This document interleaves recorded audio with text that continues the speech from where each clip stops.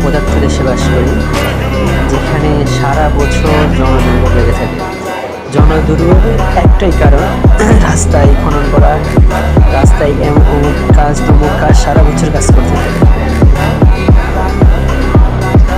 এই যেমন রাস্তার কাজ, গ্যাসের কাজ, পানির লাইনের কাজ, সবগুলো মানুষ একসাথে করতে পারে না।